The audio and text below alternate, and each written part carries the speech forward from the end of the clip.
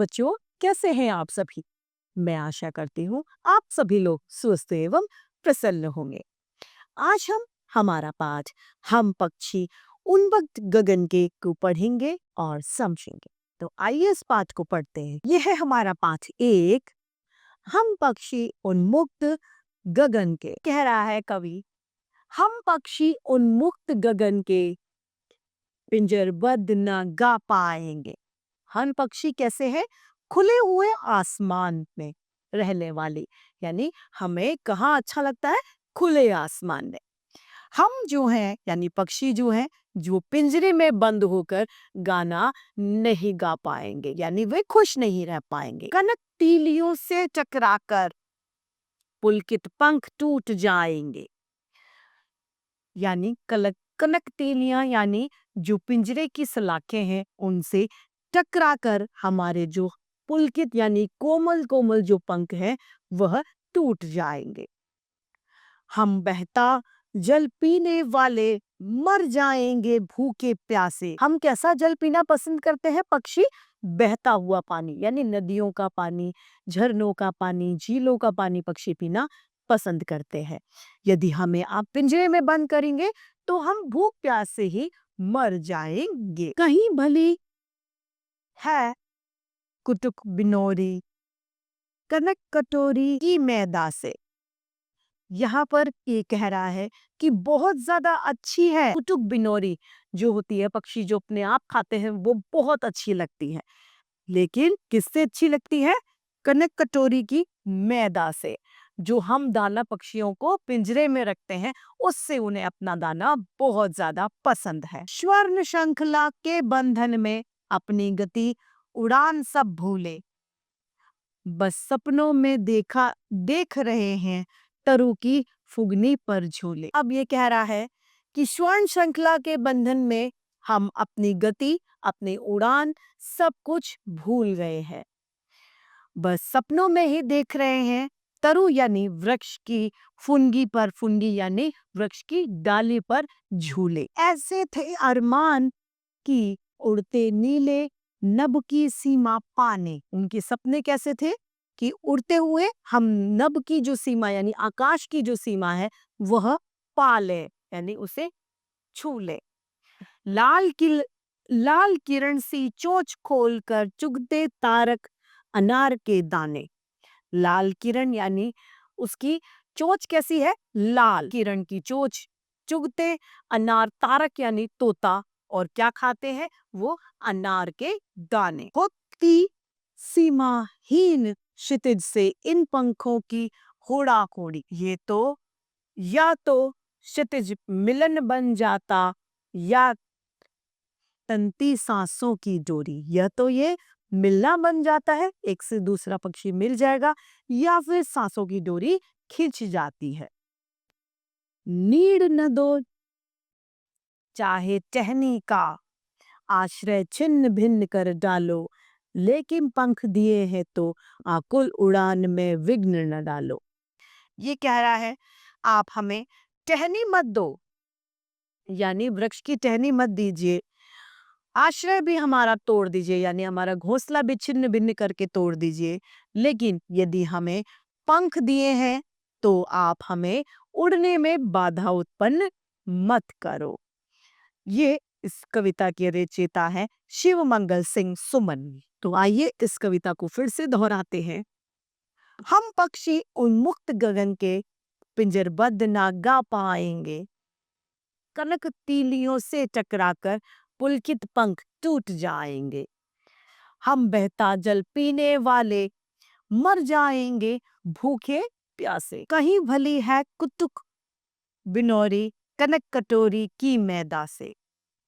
स्वर्ण श्रृंखला के बंधन में अपनी गति उड़ान सब भूले, बस सपनों में देख रहे हैं तरु की फुनगी पर के झूले। ऐसे थे अरमान की उड़ते नीले लब की सीमा पाने, लाल किरण सी चोंच खोलकर चुगते तारक अनार के दाने। होती सीमाहीन क्षितिज से इन पंखों की होड़ा होड़ी, या तो क्षितिज मिलन बन जाता या तो तंती सांसों की डोरी। नीड़ न दो चाहे टहनी का, आश्रय छिन्न भिन्न कर डालो, लेकिन पंख दिए हैं तो आकुल उड़ान में विघ्न ना डालो। आइए इस पाठ के शब्दार्थ को हम देखते हैं।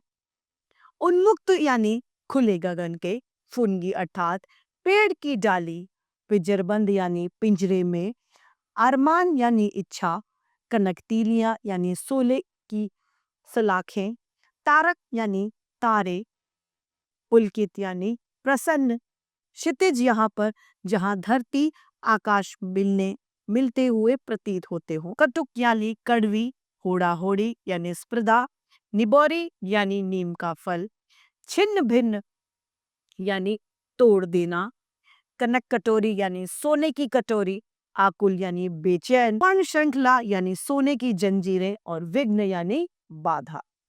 इस पाठ की समाप्ति पर आइए हम इसका अभ्यास कार्य देखते हैं। पहला है हमारा मौखिक प्रश्न। पहला, पंछी कहाँ उड़ना पसंद करता है? पंछी खुले आसमान में उड़ना पसंद करता है। ख, पंछी को कैसा जल पीना अच्छा लगता है? पंछी को बहता हुआ जल पीना अच्छा लगता है। पिंजरे में बंद पंछी क्यों नहीं गा पाता? पिंजरे में बंद पक्षी इसीलिए नहीं गा पाता क्योंकि वह खुश नहीं है। जब वह खुश नहीं है तो वह गाना भी नहीं गाता है। पक्षी अपनी नीड़ कहाँ बनाता है? पक्षी अपनी नीड़ टहनी पर बनाता है। अब है हमारा लिखित प्रश्न। पहला, निम्नलिखित प्रश्नों के उत्तर दीजिए। क, पंछी आकाश में कहाँ तक उड़ना चाहता है? पंछी आकाश में आकाश की सीमा तक उड़ना चाहता है। ख, हर तरह की सुविधाएं मिलने पर भी पंछी को सोने की सलाखों में रहना पसंद क्यों नहीं है? क्योंकि पंछी स्वतंत्र रहना पसंद करते हैं, यानी स्वतंत्रता में उन्हें खुशी मिलती है। जब वह पिंजरे में होते हैं तो वह बंदी अपने आप को महसूस करते हैं। अतः हर तरह की सुविधा मिलने के बाद भी वह पिंजरे में खुश रहना पसंद नहीं करते। कविता में प्रश्न ग, कविता में पंछी के माध्यम से कवि किसकी व्यथा को वर्णन किया है? कविता में पंछी के माध्यम से कवि ने जो लोग पक्षियों को बंदी कर लेते हैं यानी उसे पिंजरे में रखते हैं, उनकी व्यथा और पंछी की व्यथा को उसने वर्णित किया है। घ, स्वतंत्र रहकर पक्षी क्या क्या करना चाहता है? स्वतंत्र रहकर पक्षी खुले आसमान में उड़ना चाहता है, गाना गाना चाहता है, अपने पंख फैलाकर दूर आसमान तक उसकी सीमा को छू लेना चाहता है, बहते हुए जल का पानी पीना चाहता है, पेड़ की ऊंची फुनगी यानी ऊंची डाली पर बैठकर वहां से सबको देखना चाहता है। ड, कविता के आधार पर बताइए कि पंछी और मनुष्यों में क्या समानता है? कविता के आधार पर यह सिद्ध होता है कि पक्षी और मनुष्य दोनों को ही स्वतंत्र रहना पसंद है, यानी दोनों अलग अलग है, उसके बावजूद भी स्वतंत्रता दोनों को पसंद आती है। अब है प्रश्न दूसरा, रिक्त स्थान पूर्ति करनी है, यानी कविता की पंक्तियों को हमें यह लिखना है। हम बहता जल पीने वाले मर जाएंगे भूखे प्यासे।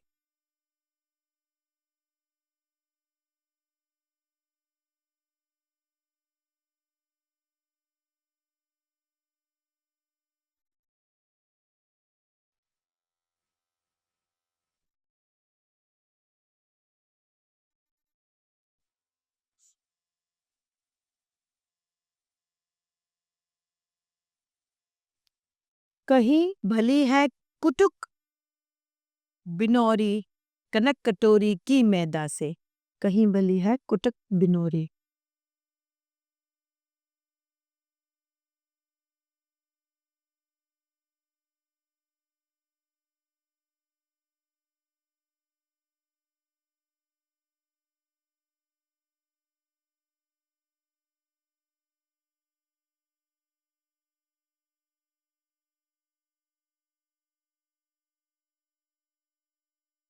कनक कटोरी की मैदा से।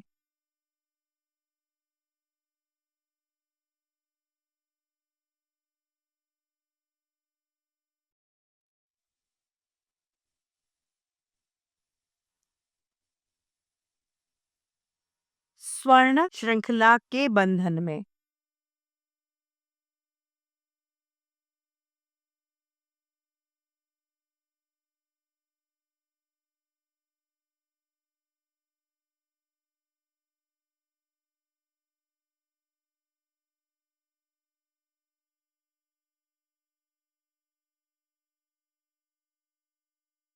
प्रश्न तीसरा, सही कथन पर सही और गलत पर हमें गलत का चिन्ह लगाना है। क, पंछी की पिंजरे में बंद रहना चाहते हैं, नहीं। ख, पंछी रुका हुआ पानी पीना चाहते हैं, नहीं। पंछियों की चोंच लाल रंग की होती है, जी हाँ। घ, पिंजरे में बंद पक्षी उदास रहते हैं, जी हाँ। कवि ने पंछियों की विधा वर्णन की है, जी हाँ। अब है बहुविकल्पीय प्रश्न। सही विकल्प पर हमें सही का चिन्ह लगाना है। पहला प्रश्न है, कविता के अनुसार पंछी कैसे गगन में के पंछी हैं? उन्मुक्त, नीले, रंग बिरंगे या सफेद? तो क, उन्मुक्त गगन के पंछी हैं।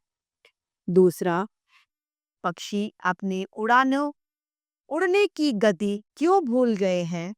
उनके पंख टूट गए हैं, वह पिंजरे में बंद हैं, उसे अब उड़ना अच्छा नहीं लगता, या इनमें से कोई नहीं, वह पिंजरे में उनके पंख टूट गए हैं। तीसरा, पक्षी का क्या अरमान है? वह आकाश की सीमा तक उड़ना चाहता है, वह पेड़ की डाली पर बैठना चाहता है, वह अनाज खाना चाहता है, या इनमें से कोई नहीं, वो आकाश की सीमा तक उड़ना चाहता है। चौथा, कविता की रचयिता कौन है? महादेवी वर्मा, सुमुद्रानंदन पंत, शिवमंगल सिंह सुमन या हजारी प्रसाद शिवमंगल सिंह सुमन? पांचवा, पक्षी मनुष्य से क्या प्रार्थना कर रहा है? मुझे पिंजरे में कैद मत करो, मुझे खाने के लिए स्वादिष्ट भोजन दो, मुझे लोहे के पिंजरे में कैद करो, या इनमें से कोई नहीं, मुझे पिंजरे में कैद मत करो।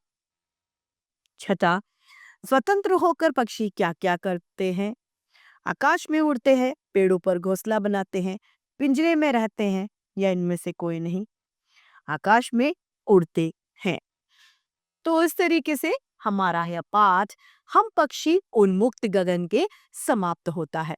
मैं आशा करती हूँ आप सभी लोगों को यह पाठ भली भांति रूप से समझ में आया होगा।